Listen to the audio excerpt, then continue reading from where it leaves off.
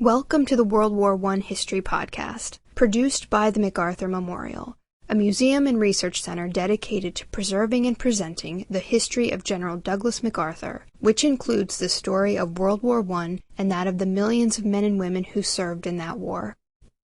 Into the trenches.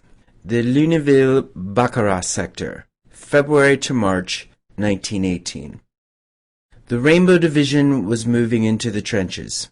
Allied Expeditionary Force Commander General John J. Pershing, with the support of the war-weary French and British, had to get his Americans acclimated to the battlefield.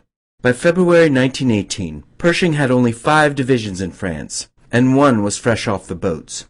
The U.S. 1st Division, the first to arrive in France, was the only division that had actually spent time in the trenches.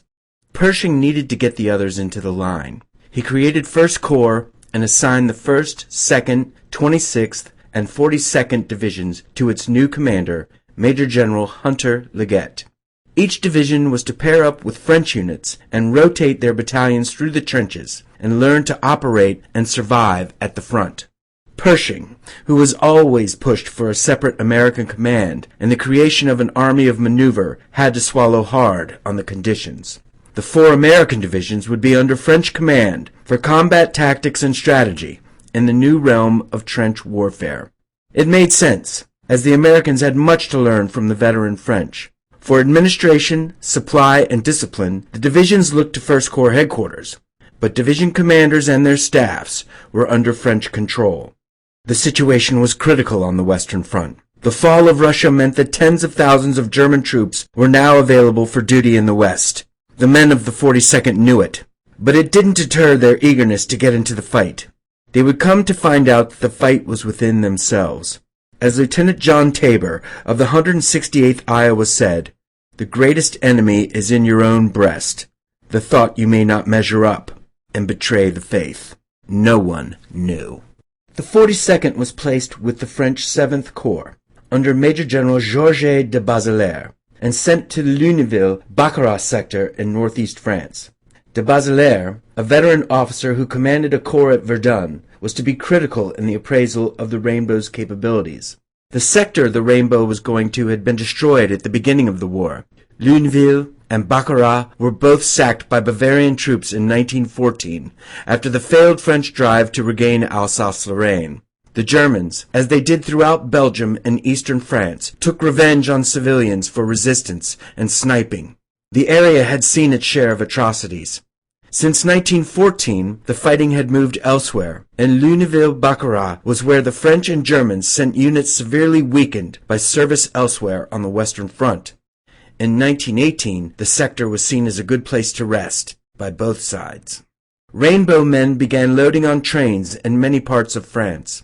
General McKinstry's 67th Field Artillery Brigade, still at Coët-Quidam, undergoing training, was finally to be reunited with the division.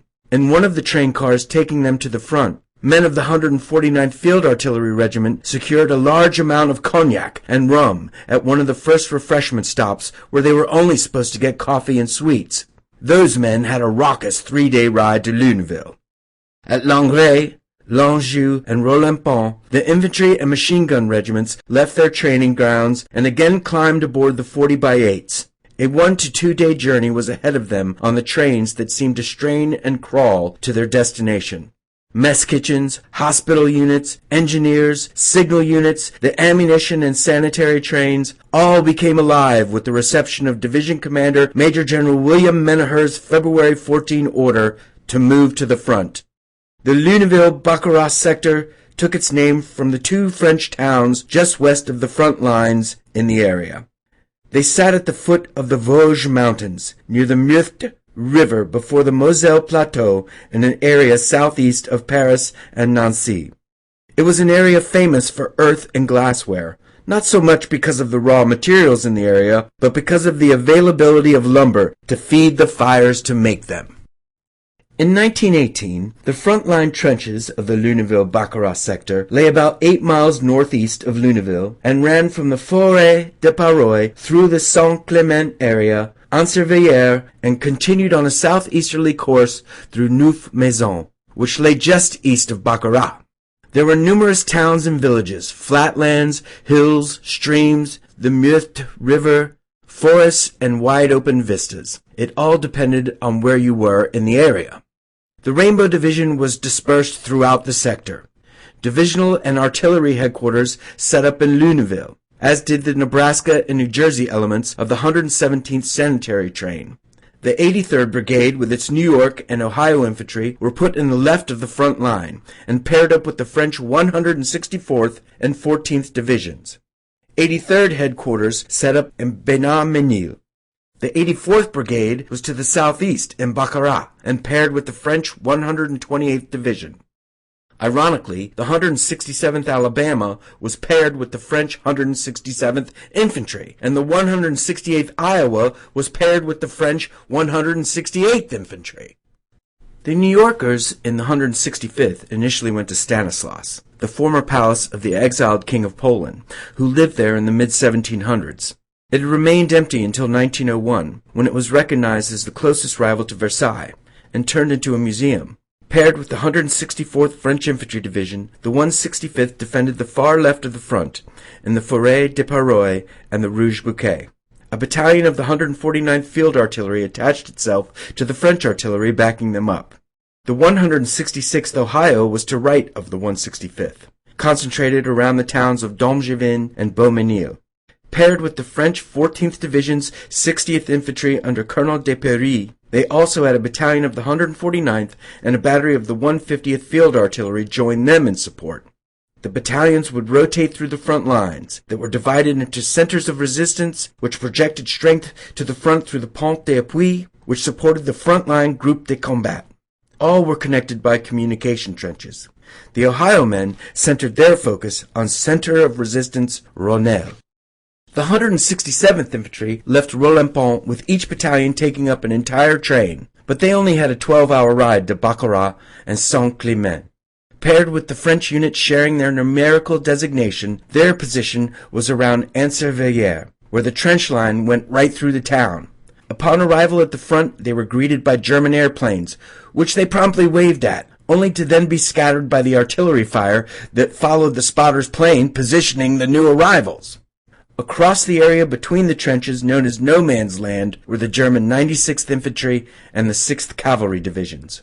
The 151st Field Artillery and the 117th Trench Mortar Battalion were sent to the Baccarat Sector 2 and would back up both regiments of the 84th Brigade.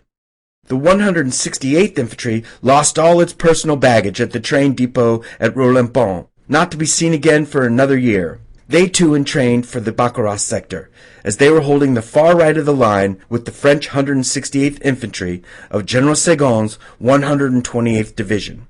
Upon arrival in Baccarat, 168th Commander Colonel Matthew Tinley was immediately introduced to Colonel Ali and Major Lugret of the French 168th. They, like many French officers, were much welcome mentors to men with much to learn. The French people were as welcoming as they had been since the Rainbow's arrival in France. The Americans marveled at how in towns like Badonviller, less than 500 yards from the front, people just tried to go about their business. Cakes and pastries, as well as wine, were available, and many AWOL soldier found a cafe to escape for a little while. The women who tend to find all battlefields were plentiful in Luneville, which the men soon began to call Luneville. Venereal disease rates rose immediately, and was sternly dealt with. Contracting venereal disease was considered the same as shooting yourself. The weather was still cold, but the snow was ebbing, and February would have its share of sun and rain, and whet many a man's taste for spring. There was plenty to distract and occupy the men in Luneville Baccarat, but they were all going to the front at some point. The plan was to rotate each regiment's 3 battalions through the front line so that each would have about a week to 10 days duty in a month's time. A company manned 2 centers of resistance. 2 platoons went into the Pont d'Appui, and 2 platoons manned the groupe de combat. There were 5 listening posts for each groupe de combat on the front line. Each position was surrounded by rings of barbed wire. The 165th's 1st Battalion went into the Rouge Bouquet center of resistance on the 22nd. Out in no man's land to their front, the Germans hung a sign on a bed sheet. Welcome, Rainbow Division. There's nothing like secrecy. Though their minds had been fixed on duty in the front-line trenches, imagining what it was like, attempting to understand, the reality came as a shock. To many, the conditions were deplorable. Mud was king.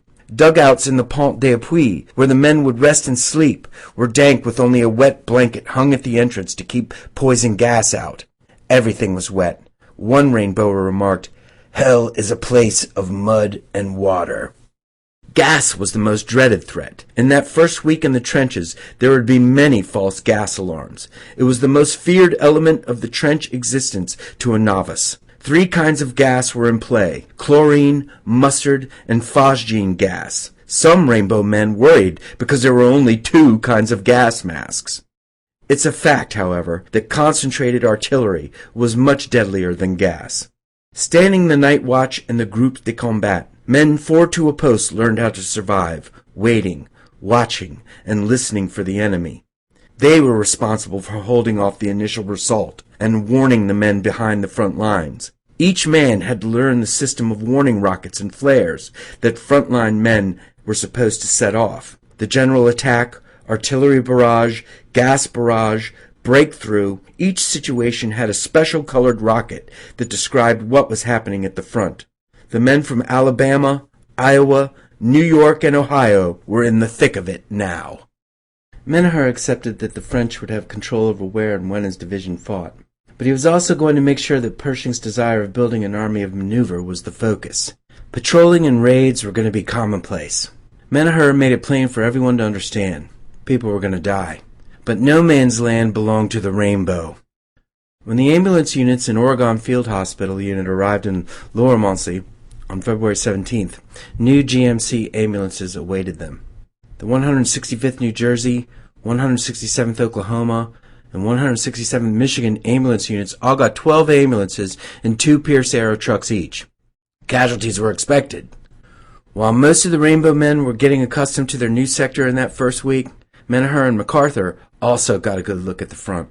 Menaher got wind that de Baudelaire was planning a trench raid with the famous Chasseurs d'Alpine troops out of the Forêt de Paroy.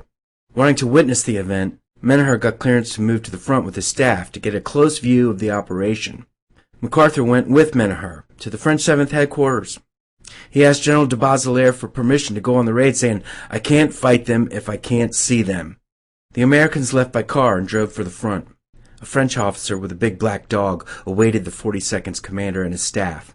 It was apparent that the Frenchmen had been instructed to obstruct their movement to the front. As they closed in on the sound of artillery, the French officer said they were receiving fire. General Menaher, an artillery officer, knew it was fire supporting the advance, and he forced the party forward.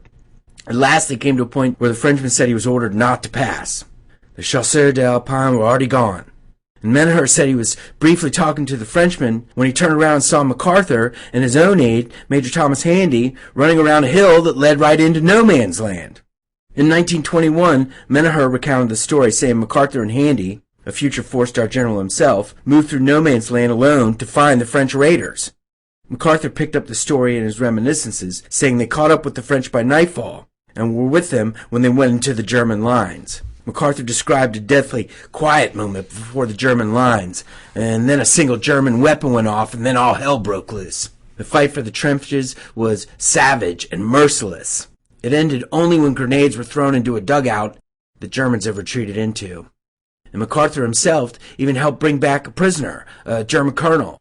MacArthur had a very limited view of a very small sector of the Richecourt raid, because that night they took over 600 prisoners all up and down the line the French units had.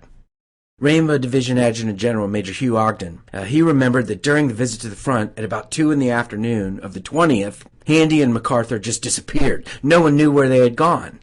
Ogden said the staff was scared to death thinking something had happened to MacArthur and that he was too valuable to risk to barrages.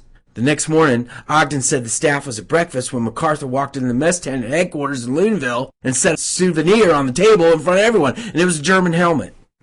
MacArthur said that after the raid he was surrounded by Frenchmen and treated as one of them, said he was slapped on the back and offered cognac and absinthe, probably just because he was one of the first Americans they had ever seen.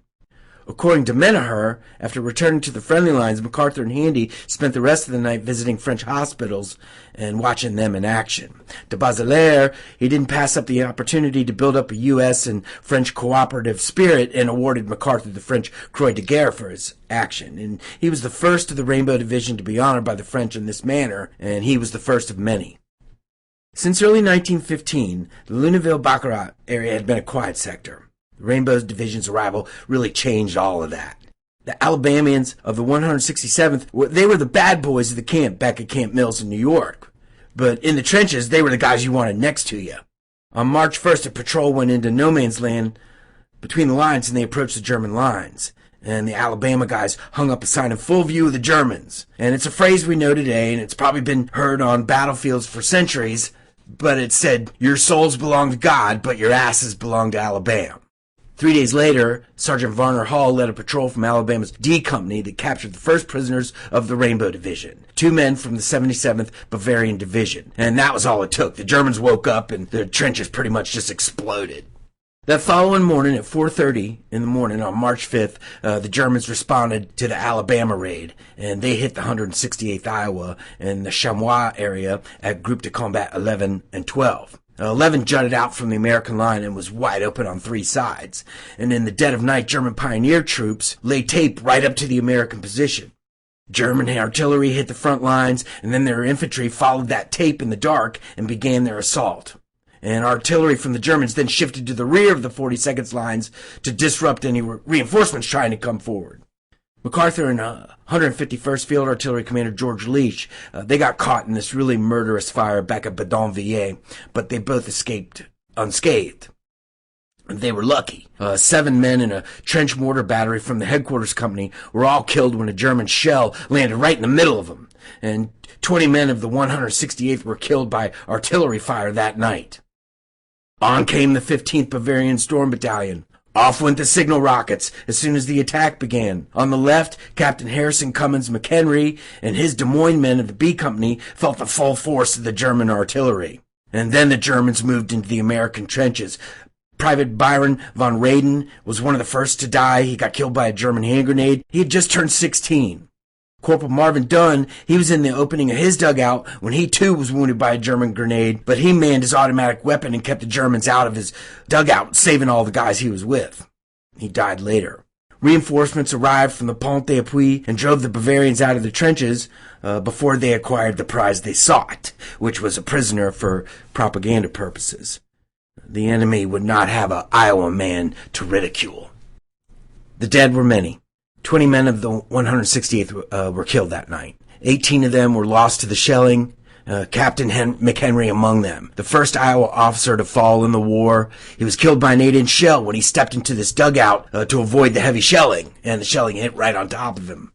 After the war, Des Moines dedicated a park to him, their hometown star athlete and war hero. He had been a big athlete in the town before the war. Men of the Iowa Regiment felt that March 5th was the day they all changed. And it became the anniversary that they marked every year as they grew old. Whenever the Iowa guys would have a reunion or a meeting, it would always take place on March 5th. Now spurred into action, German artillery just became relentless. The 165th New York 2nd Battalion was harassed incessantly as they came forward to relieve the 1st Battalion on March 7th. It was their turn in the trenches of the Forêt de Paroy. 42 men of V Company's 1st Platoon went into the Rouge Bouquet sector, helping defend the center of resistance Rocroi. Rocroi was on a hill, and the position was fortified by trenches and breastworks to the front and in the rear of the hill as well. And trenches zigzagged to the north from the center of resistance until you came to a dugout, which 1st Lieutenant John Norman's 1st Platoon took over. The rookies at the front were quickly recognized by the Germans, and sniper fire started immediately. At 3:30 in the afternoon, it was followed by artillery fire on March 7th, and Norman ordered his men into the dugouts. Now, half the men of the 1st Platoon descended 40 feet below the earth with Norman, who himself had just escaped being buried when another dugout he was in was hit by artillery. Men were consoling the shaken officer when a German shell from a mine werfer landed right on top of their dugout. and it collapsed immediately, burying everybody within, save a few who were on the stairs. After many hours of being buried, Alf Helmer was excavated by the New Jersey ambulance people, as well as members of the 3rd Platoon and 165th Pioneer Troops. And he was one of a few, because 19 men of the 1st Platoon lost their lives in the dugout that night. The tragedy inspired the 165th Soldier poet, Joyce Kilmer, very famous poet, to write one of his most famous works, The Rouge Bouquet. French officers trained in the 42nd Division knew the Germans had made some hard blows. They also knew the Americans had to respond in kind to let them know they could handle it. The French had been at this business for a while, trench warfare, and therefore they had already planned for the situation. General Order 95 was issued by the French 128th Division 4 days before the bombing at the Rouge Bouquet. 2 companies were taken from the French 168th and 169th regiments and placed under the command of this colonel named Ali. The French were going to take F and M companies of the 168th Iowa and launch a raid into the German trenches. And this was a big deal. The French knew the Americans were eager, but they wanted to see how they were going to react in combat. As Chief of Staff of the division, MacArthur makes all the arrangements at headquarters in support of the 2 American companies, and then he decides to go on the raid as well against the Salient du Fay. The 2 American companies began their training behind the lines in Baccarat on March 3rd.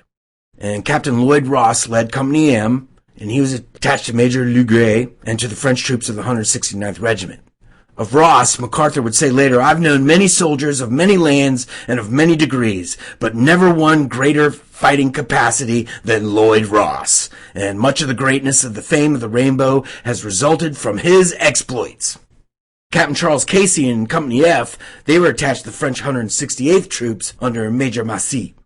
And the raid was aimed at 2 separate areas of the German trenches. Ross and M Company were going to hit the Mecklenburg trenches of the Hindenburg Line, while F went against the Salient du Fay trench system. And on March 7th, ready or not, they left Baccarat and made their way toward the front. N Company and the 169th were heading to their jump-off point at Center of Resistance, Village Negre, and F Company moved toward theirs, which was just to the left of them at Neuvillers. At 1 a.m. on March 9th, Allied artillery starts slamming the German lines. And Colonel George Leach, he was the commander of the 155th Field Artillery, said they threw over 5,000 shells at the Germans. And it didn't take long before the Germans started responding. F Company was behind the lines waiting to move into their jump-off position just as the shells started coming in. And before long, this French officer and an American colonel in a long purple scarf start moving amongst them all. And they appear totally calm and confident. And they talk with all the soldiers and offer words of encouragement during the shelling. And the men really like seeing officers with them, even if they didn't even know who they were. At one point, the Frenchman was heard to say that all these guys they were looking at acted like veterans in handling the shelling. And the American colonel said it was no wonder his father said Iowa troops were some of his best. And the officer was talking about his father, Arthur MacArthur, who commanded Iowa National Guard Regiment during the Philippine insurrection at the turn of the century. And Douglas MacArthur and the French officer, Major Jacques Courbabon, were considered an inspiration to all who saw him in the trench that night, just because of their complete professional bearing. Now, after losing 3 men to the German shelling, N Company went over the top with the French 169th right before dawn. Ross's men cross no man's land and enters into German trenches as planned, but they really find few Germans. Men in M Company believed the Germans knew the raid was coming, and they had moved out before. A few remained. They were determined to fight it out, and they killed Privates Lloyd Merrill and Lloyd Culp, both. And then the Americans cornered a few from the 9th Ulan Regiment of the 6th Cavalry Division who chose not to leave. 2 surrendered, the others took refuge in a dugout, and when they wouldn't come out, hand grenades entered the affair. It was war. It was brutal. With prisoners in tow, the raiders headed back to their lines, only to be strafed unmercifully by German planes catching them in the early light, and they killed one of the corporals named Henry Fall. 6 men were dead, and 22 were wounded in this very quick action. But Lloyd Ross's Americans had proven themselves resolute and efficient, and Colonel Girard, who was head of the French 128th Division, he was an exec of General Segon, he was exuberant in his praise.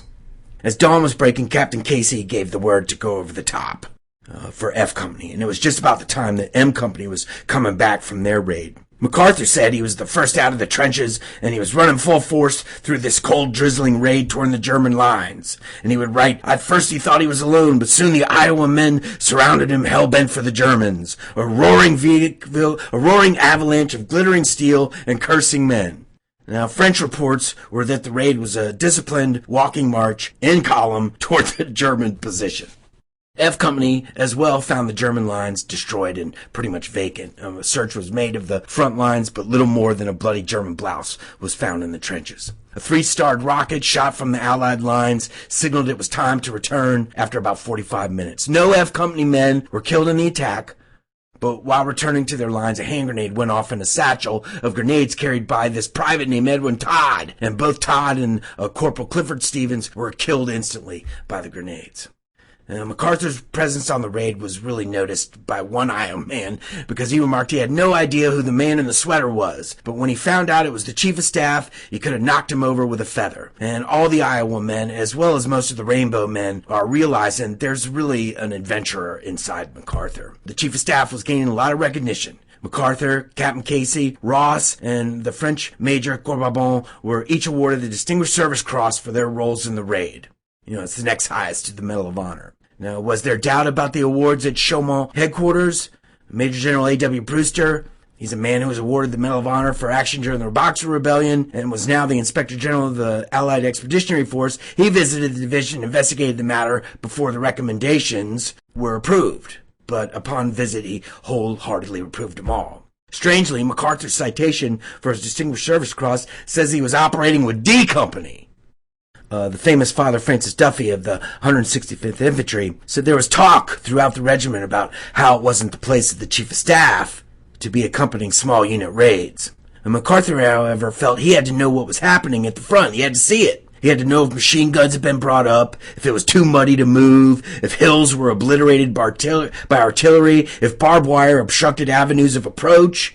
And Duffy and 165th Battalion Commander Major William Donovan, they both agreed on the matter. They said MacArthur's actions were good for the men's morale more than anything, as long as he didn't end up dead. A few days after the Salient-Dufay's raid, MacArthur's penchant for roaming the front lines almost cost the Rainbow Division its chief of staff, because on March 11th, while he was out scouting the front lines with his aide, Major Walter Wolfe, MacArthur had his first serious encounter with gas inhalation, and he never wore a gas mask, or a helmet for that matter. But Wolfe got him back to headquarters, and he refused to go to the hospital, even though it took MacArthur a few days to really be able to clear his lungs and his head, for that matter. Back in the United States, the newspaper said he was seriously wounded, and this set MacArthur's mother aflame. It would take a personal message from General Pershing before Mary Pinckney Hardy MacArthur calmed down. 8 days later, on March 19th, however, MacArthur was well enough to accompany Secretary of War Newton Baker when he came to visit the division in France. It was quite a thrill for Baker to see the 42nd in the field. It really was his division. He had been there at its inception, had picked the original division commander, and MacArthur as chief of staff. He was instrumental in keeping it whole and not torn apart as replacements upon its arrival in France. Baker arrived at the Luneville Baccarat Sector with Pershing's chief of staff, Brigadier General James Harbord, a friend of MacArthur's who he had dealt with before since getting to France. And Baker had MacArthur accompanying him for part of the tour. And while visiting his home state, 166 Ohio, because Baker was from Ohio, Baker comes under intermittent shelling. And it filled him with this great sense of accomplishment and fulfillment, because he was saying, I've been under shelling now, haven't I? And when the secretary took his leave from MacArthur, MacArthur gave him the Bavarian helmet he captured on that first raid at Rechicourt. And Baker later gave it to MacArthur's mother in Washington. Baker also told the press that MacArthur was the greatest fighting frontline officer. Pretty high praise from the Secretary of War. Rainbow was approaching the 30-day mark, when all 3 battalions of each regiment would finish their 10 days of the frontline tour. As they planned, they were going to leave the front and move back to Roland-Pont for further training.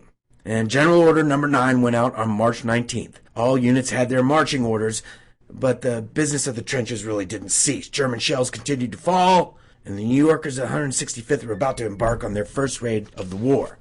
At 7:30 p.m. on the evening of the 20th, D Company of the 165th 1st Battalion joined 2 companies of the French Chasseurs des Pieds for a raid on the Haute Cherrière. Like the Salient-Dufay's raid, the preliminary bombardment drove the Germans out of the front line trenches. And further into the German lines, the New Yorkers drove, just as the Germans planned, because their artillery began working over their own trenches, raining on the D Company that had penetrated farther than they should have. New Yorkers and the chasseurs returned empty-handed to their trenches without prisoners, and many men were left behind, victims of the bombardment. There was a lieutenant named Henry A. Boots, and he was a German immigrant, and 4 of his brothers served in the German army. But he was the officer who led D Company across no man's land, and he spent the rest of the night returning to recover all those who went down. Boots retrieved them all but one man who was never seen or heard from again. The raid ended, but the night was far from over. Just hours before Boots's raid went over the top, the Germans began lobbing mustard shells at the New Yorkers, and it was the largest gas attack the Rainbow had yet seen. Headquarters Company and K Company, they really caught the worst. The gas shells landed with a thud, and then you heard the fragile casing break, and then gas began seeping out, flowing in the direction of whatever way the wind was blowing. Unfortunately, it had been raining on the New Yorkers before the gas attack, and now the gas clung to their wet uniforms, and soon men began to go blind. Lieutenant William D. Crane and most of his K Company men, they lost their sight. Crane was one of many Harvard graduates that volunteered for ambulance duty in France before the United States had even entered the war. He had served with the French army at Verdun and then joined the U.S. Army when America entered the war. His duty with the Rainbow was short-lived, however, because the gas attack put him in the hospital till June. Gas attack had lasted until 4 a.m. and even put the 165th 3rd Battalion Commander, Major Timothy J. Moynihan, out of action. Over 400 men of the 165th Infantry were gas victims that night. But there was only one death, and that was the French chemical officer who was assigned to the 165th, Sergeant Pierre. And he lost his life making sure everyone else was looking after their own. Now everybody's looking to get out of the trenches. They've got their orders. They're ready to go. Before the 3rd Battalion of the 168th could get out, however, they received the heaviest shelling their regiment had seen in the war yet. Next day, on March 22nd, they turned over the front to the French 169th Regiment. They, like the New Yorkers, Ohioans, and the Alabamians, as well as the west of the Rainbow, were all headed out of the trenches and headed to Roland-Pont. And they all left with the highest praise from the French officers that trained them. Their performance was not only a great boost to the French confidence, but really to Pershing's as well. The commanding general had 4 divisions that were now veterans. The 1st, the 2nd, the 26th, and the 42nd, and they were all going to be needed. On March 21st, Field Marshals Paul von Hindenburg and Erich von Ludendorff unleashed Operation Michael, with 40 mobile and 30 attack divisions that blew a hole 40 miles wide and 40 miles deep on the Picardy front against the British. And it was nothing like the war had seen since 1914. All of the Kaiser's troops released from the Eastern Front had made their way west, and now the German High Command was making its play to end the war before the American troops could tilt the balance. 21,000 British soldiers became prisoners of war in that attack. And the Allies faced a desperate situation. All the veteran forces, the French that is, were needed to the north, so before General Order 9 had time to even really dry, it was reversed. The French needed the Rainbow to take over a complete sector, and there was not going to be any more training. So back into the lines of the Baccarat Sector they went, and the Rainbow was now on its own. Thank you for listening. If you have any questions, suggestions, or comments, please contact Amanda Williams at amanda.williams@norfolk.gov.